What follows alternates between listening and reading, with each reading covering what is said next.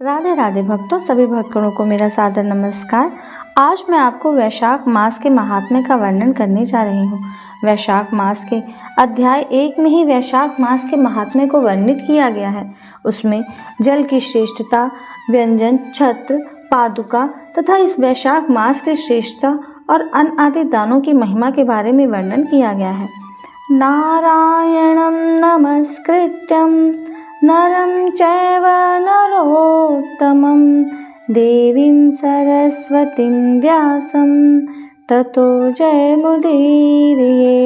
भगवान नारायण, नर श्रेष्ठ नर, देवी सरस्वती तथा महर्षि वेद व्यास को नमस्कार करके ही भगवान की विजय कथा से परिपूर्ण इतिहास पुराण आदि का पाठ करना चाहिए। सूत जी कहते हैं, हे राजा अम्बरीश, परम श्रेष्ठी ब्रह्मा के पुत्र देवर्षि नारद से पुण्यमय वैशाख मास का महात्म्य किस प्रकार से पूछा। ब्रह्मान, मैंने आपसे सभी महीनों का महात्म्य सुना। उस समय आपने यह कहा था कि सब महीनों में वैशाख मास श्रेष्ठ है, इसलिए यह बताने की कृपा करें कि वैशाख मास क्यों भगवान विष्णु को प्रिय है और उस समय कौन कौन से धर्म भगवान विष्णु के लिए प्रीति कारक है। नारद जी ने कहा, वैशाख मास को ब्रह्मा जी ने सब मासों में उत्तम सिद्ध किया है। वह माता की भांति सभी जीवों को सदा अभीष्ट वस्तु प्रदान करने वाला है। धर्म, यज्ञ, क्रिया और तपस्या का सार है। संपूर्ण देवताओं द्वारा पूजित है।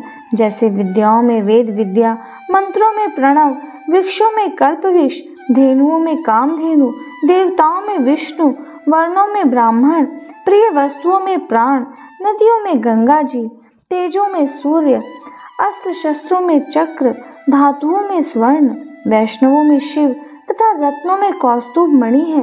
उसी प्रकार धमक साधन भूत महीनों में वैशाख मास सबसे उत्तम है।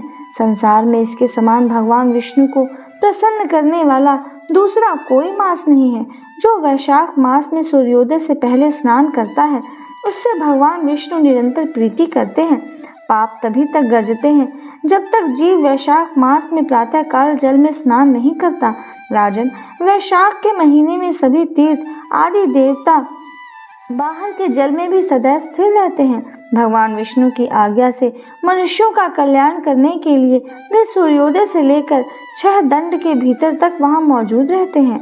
वैशाख के समान कोई मास नहीं है, सतयुग के समान कोई युग नहीं है, वेद के समान कोई शास्त्र नहीं है और गंगा जी के समान कोई तीर्थ नहीं है। जल के समान दान नहीं है, खेती के समान धन नहीं है और जीवन से बढ़कर कोई लाभ नहीं है। उपवास के समान कोई तप नहीं है तथा दान से बढ़कर कोई सुख नहीं है। दया के समान धर्म नहीं है तथा धर्म के समान मित्र नहीं है।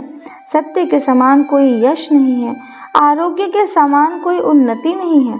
भगवान विष्णु से बढ़कर कोई रक्षक नहीं है तथा वैशाख मास के समान संसार में कोई पवित्र मास नहीं है। ऐसा विद्वान पुरुषों का मत है। वैशाख श्रेष्ठ मास है और शेष शाही भगवान विष्णु को सदा प्रिय है। सब दानों से जो पुण्य होता है और सब तीर्थों में जो फल होता है, उसी को वैशाख मास में मनुष्य केवल जल दान करके प्राप्त कर लेता है। जो जल दान से असमर्थ है, ऐसे ऐश्वर्य की अभिलाषा रखने वाले पुरुष को उचित है कि वह दूसरों को प्रबोध करे, दूसरों को जल दान का महत्व समझाए। यह सब दानों से बढ़कर हितकारी है। जो मनुष्य वैशाख में सड़क पर यात्रियों के लिए प्याऊ लगाता है, वह विष्णु लोक में प्रतिष्ठित होता है। हे निर्श्रेष्ठ, प्रपादान, पौसला या प्याऊ देवताओं, पितरों तथा ऋषियों को अत्यंत प्रीति देने वाला है। जिसने प्याऊ लगवाकर रास्ते के थके हारे मनुष्यों को संतुष्ट किया है, उसने ब्रह्मा, विष्णु, शिव आदि देवताओं को संतुष्ट कर लिया है। राजन, वैशाख मास में जल की इच्छा रखने वाले को जल, छाया चाहने वाले को छाता, पंखे की इच्छा रखने वाले को पंखा दान देना चाहिए। राजेंद्र, जो प्यास से पीड़ित महात्मा पुरुष के लिए शीतल जल प्रदान कराता है, वह उतने ही मात्र से 10,000 राजस्व यज्ञों का फल पाता है। धूप और परिश्रम से पीड़ित ब्राह्मण को जो पंखा झुलाकर हवा करता है, वह उतने ही मात्र से निष्पाप होकर भगवान का पार्षद हो जाता है। जो मार्ग से थके हुए श्रेष्ठ द्विज को वस्त्र से भी हवा करता है, वह उतने से ही मुक्त होकर भगवान विष्णु का सायुज्य प्राप्त कर लेता है। जो शुद्ध चित्त से ताड़ का पंखा देता है वह सब पापों का नाश करके ब्रह्मलोक को जाता है। जो विष्णु प्रिय वैशाख मास में पादुका दान करता है वह यमदूतों का तिरस्कार करके विष्णु लोक में जाता है। जो बाघों के अनाथों के रहने के लिए विश्रामशाला बनवाता है उसके पुण्य फल का वर्णन नहीं किया जा सकता। और मध्याह्न में आए हुए ब्राह्मण अतिथि को यदि कोई भोजन दे तो उसके फल का कोई अंत नहीं है। हे राजन, अन्नदान मनुष्यों को तत्काल तृप्त करने वाला है, इसलिए संसार में अन्न के समान कोई दान नहीं है।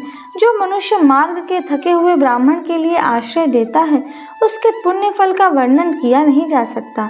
भूपाल जो अन्नदाता है वह माता पिता आदि का भी विस्मरण करा देता है, इसलिए तीनों लोकों के निवासी अन्नदान की प्रशंसा करते हैं।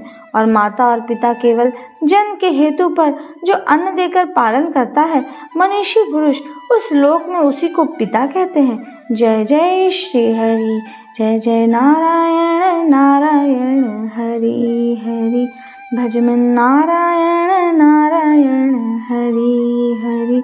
हरि ओम नमो नारायणाय, ओम नमो नारायणाय, हरि ओम नमो नारायणाय। राधे राधे भक्तों, मैंने आज आपको वैशाख मास महात्म्य के प्रथम अध्याय का वर्णन किया है जो कि स्कंद पुराण में वर्णित है, वहीं से इसको लिया गया है। आगे मैं आपको अध्याय 2 का वर्णन करूंगी। उसको सुनने के लिए मेरे चैनल को सब्सक्राइब करें, बेल आइकन को प्रेस करें तथा वीडियो को अधिक से अधिक शेयर करें। तब तक के लिए नमस्कार, राधे राधे।